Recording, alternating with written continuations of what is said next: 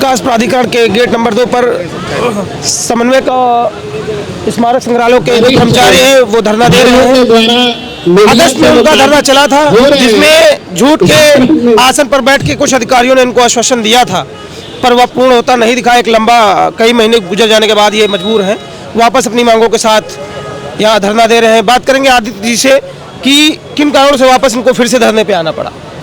देखिए, हम लोगों ने 10 अगस्त को एक दिवसीय आंदोलन किया था, जिसमें हमें वार्ता के लिए माननीय मुख्य प्रबंधक महोदय जी के संबंध वार्ता हुई।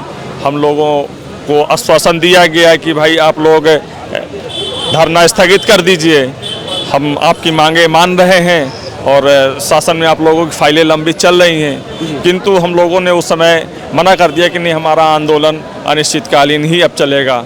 लेकिन उस समय मंडल आयुक्त महोदय जी से उन्होंने वार्ता करके समय लिया, हमारी टीम को उन लोगों से मैडम से मुलाकात करवाई।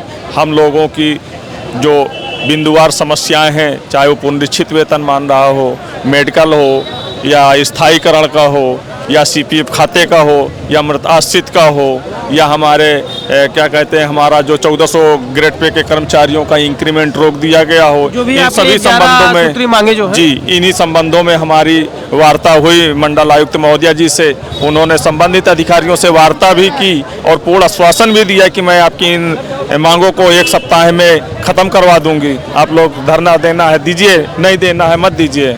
हम लोगों ने धरना उनके सम्मान को देखते हुए स्थगित कर दिया। किंतु अब तक 3 माह बीत चुके हैं, हमारे किसी भी मांगों पर, एक भी मांग पर कोई भी आदेश निर्गत नहीं हुए हैं। इन 3 माह के दौरान हमारे लगभग 7 कर्मचारियों की आकस्मिक मृत्यु भी हो चुकी है। अभी परसों भी हमारी एक बहन का अचानक से उनको हार्ट अटैक हुआ और वो ख़त्म हो गई।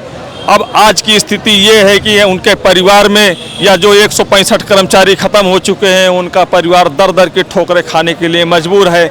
आज हम इस लड़ाई को आगे तक लेकर के जाएंगे। कल को हमको कुछ हो जाए तो हमारा परिवार सुरक्षित हो, हमारे बच्चों को भरपेट रोटी मिलनी चाहिए, हमारे जो अधिकार है पुनरीक्षित वेतन मान के। 3 महीने का समय रहा, तो इस बीच में आपकी टीम ने क्या जो सक्षम अधिकारी है उनसे कभी संपर्क करने का प्रयास किया कि सर उसमें जो आपने आश्वासन दिया था उसमें कुछ बढ़ोतरी हुई, कहीं पे कोई बात चली, क्या अटका है, कुछ ऐसा कुछ बात हुई? इन 3 महीने के दौरान मैं लगभग 4 से 5 बार मंडल आयुक्त महोदय जी से भी मुलाकात की, LDA-BC सदस्य सचिव महोदय जी से भी 3-4 बार बात की। उन्होंने बस यही आश्वासन दिया कि आप लोगों का कार्य चल रहा है और जल्दी आप लोगों का कार्य हो जाएगा। धीरे धीरे समय को देखते हुए बात हो गई कि हाँ, झूठ के आसन पे बैठ के दिया जा रहा है आश्वासन। जी जी जी जी ये बस यही आश्वासन ही हमको आज तक देते आए हैं। जैसे ये 3 महीने कटे हैं, इसी तरीके आश्वासन के दौरान 12 वर्ष कट गए हैं, लेकिन अब ये हमें आश्वासन नहीं, हमें शासनादेश चाहिए। इस आशय पे हम बैठे हैं यहाँ पर अनिश्चितकालीन आंदोलन के लिए कि जब तक हमारे शासनादेश निर्गत नहीं होते हैं तब तक हमारे आंदोलन जारी रहेंगे। इसमें लगभग कितने लोग प्रभावित हैं?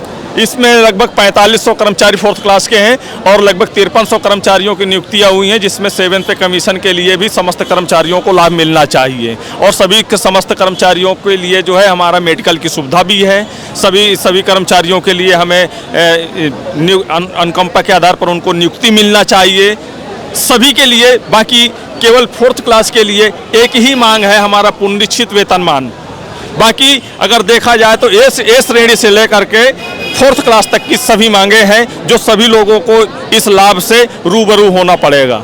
जब ये लाभ मिलेंगे तो सबको ये लाभ मिलेंगे, बाकी ये लाभ किसी को नहीं। आज सुबह से धरना चल रहा है, क्या अभी किसी सक्षम अधिकारी से कोई बात हुई? जी नहीं, अभी तक कोई सक्षम अधिकारी से वार्ता नहीं हुई है और ना अभी तक हमारे बीच कोई मैसेज आया है कि आप लोग वार्ता करें या कोई आ करके हमें वार्ता करें आ करके।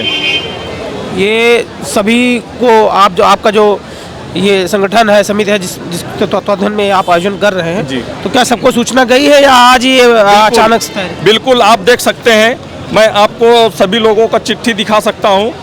इस पे प्रतिलिपि पे मैंने 20/11/2023 को संलग्न पूर्व में दिए गए पत्र की छाया पर संलग्न कर दिया है। प्रतिलिपि में निम्नलिखित को सूचना कार्यवाही मंडल आयुक्त लखनऊ, जिलाधिकारी महोदय लखनऊ, सदस्य सचिव स्मारक समिति, मुख्य प्रबंधक स्मारक समिति, प्रबंधक प्रशासन स्मारक समिति, प्रबंधक वित्त स्मारक समिति, जिला निर्वाचन अधिकारी महोदय, समस्त सहायक निर्वाचन रजिस्ट्रीकरण अधिकारी महोदय, समस्त संपादक महोदय। को लगभग मैंने सभी को जो है हर जगह शासन व प्रशासन को मैं अवगत करा चुका हूं, लेकिन बिल्कुल हम लोगों को स्मारक समिति के कर्मचारियों की बातों को, हम लोगों के हकों को कोई भी संज्ञान में उच्च अधिकारी नहीं ले रहा है। जैसा कि माननीय मुख्यमंत्री महोदय का आदेश है कि कोई भी फाइल 3 दिवस से अधिक किसी भी पटल पर लंबित ना रहे। मैं तो उसके प्रति उसकी जवाबदेही तय की जाएगी, ऐसा वो कहते हैं। हाँ, ऐसा वो कहते हैं कि जो जिसकी फाइल लंबित रहेगी वो उसकी जो जवाबदेही उस अधिकारी की तय होगी।